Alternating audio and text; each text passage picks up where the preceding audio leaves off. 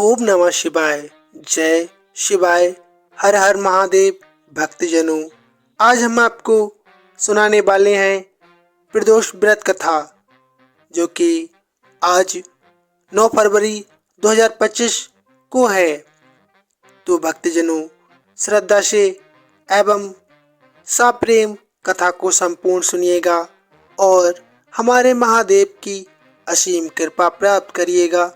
महादेव से हमारी विनती है, आपके भंडारे भरें, आपके घर सुख सौभाग्य और खूब ज़्यादा सी खुशियाँ प्रदान करें। आप सभी के घर खुशियाँ आए अपार। हे महादेव, कर दो कुछ उजियार। भक्तों, शुरू करते हैं कथा। आप अगर हमारे चैनल पर नए हैं तो सब्सक्राइब कर लें, साथ ही वीडियो को लाइक शेयर अवश्य करें।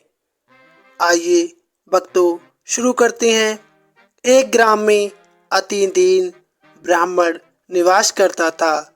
उसकी साध्वी स्त्री प्रदोष व्रत किया करती थी। उसे एक ही पुत्र रतन प्राप्त हुआ था। एक समय की बात है, वह पुत्र गंगा स्नान करने के लिए गया। दुर्भाग्यवश मार्ग में चोरों ने उसे घेर लिया और वे कहने लगे कि हम तुम्हें मारेंगे नहीं, तुम अपने पिता के गुप्त धन के बारे में हमें बतला दो। बालक दीन भाव से कहने लगा कि बंधुओं, हम अत्यंत दुखी और दीन हैं, हमारे पास धन कहाँ से आएगा। तब चोरों ने कहा कि तेरे इस पोटली में क्या बंधा है।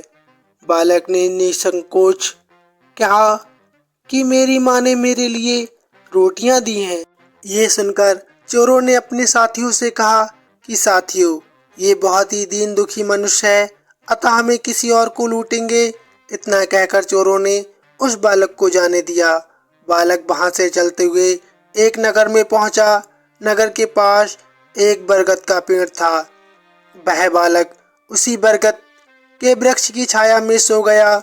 उसी समय उस नगर के सिपाही चोरों को खोजते हुए उस बरगद के वृक्ष के पास पहुंचे और बालक को चोर समझकर बंदी बनाकर राजा के पास ले आए।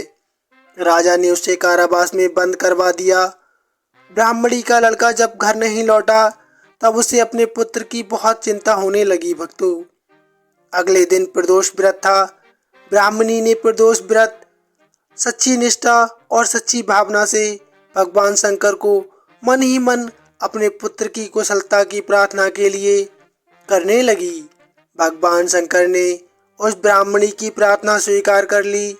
उसी रात भगवान शंकर ने उस राजा को स्वप्न में आदेश दिया कि राजा, वह बालक चोर नहीं है, उसे प्रातःकाल छोड़ देना, वरना मैं तेरा सारा राज नष्ट कर दूंगा।